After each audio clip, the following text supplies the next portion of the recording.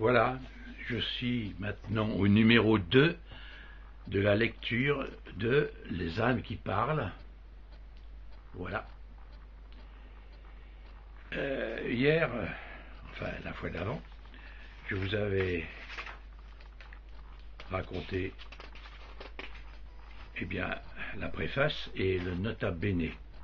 Maintenant, je vous dis quelques mots des tables des matières. Chapitre 1, le creuset, vie, bonheur, douleur, ma crédibilité dans le chapitre 2, dans le chapitre 3, la puissance du verbe en regard de l'âme, chapitre 4, première expérience d'hypnose collective, etc., etc. Alors j'en passe à l'avant-propos. On ne vous a pas dit la vérité, des choses nous ont été cachées, nous avons été trompés. Si l'homme est habile à travestir les faits, à les ignorer ou à les déformer, c'est parce qu'il a toujours été confronté, sans qu'il le sache vraiment, à son apparente insignifiance et la prescience de sa magnificence.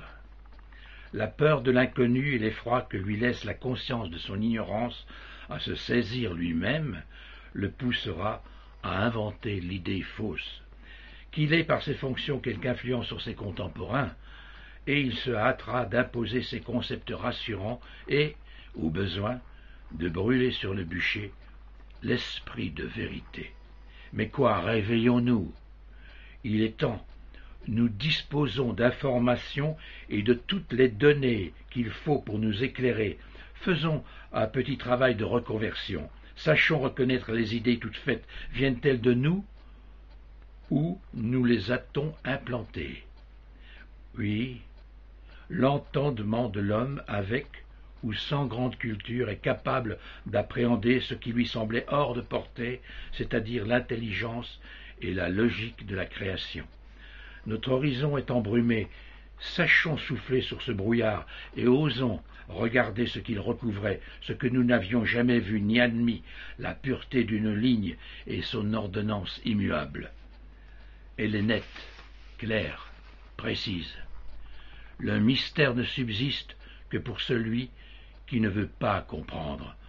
Ne nous réfugions pas dans des pensées sculptées pour nous, et surtout, ne nous identifions pas avec elles. Nous deviendrions statues, donc immobiles. Le monde des hommes n'est pas limité à la terre.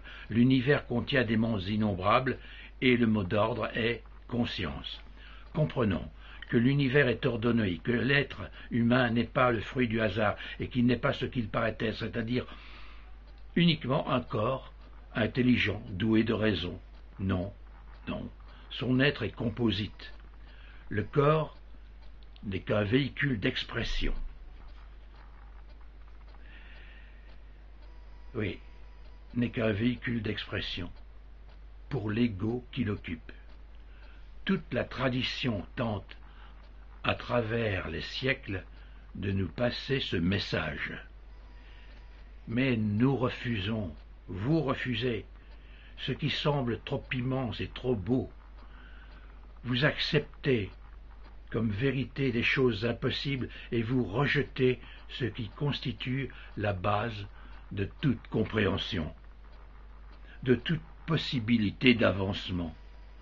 Oui, le corps n'est qu'un moyen d'expression, il n'est qu'une sorte de robot perfectionné, il est le côté visible de la vie et celle-ci est le support de la conscience invisible de l'univers.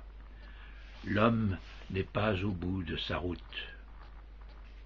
D'autres nous ont précédés et nous ont montré le chemin.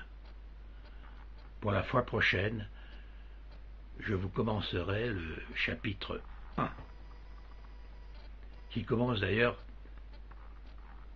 par une sentence de moi-même.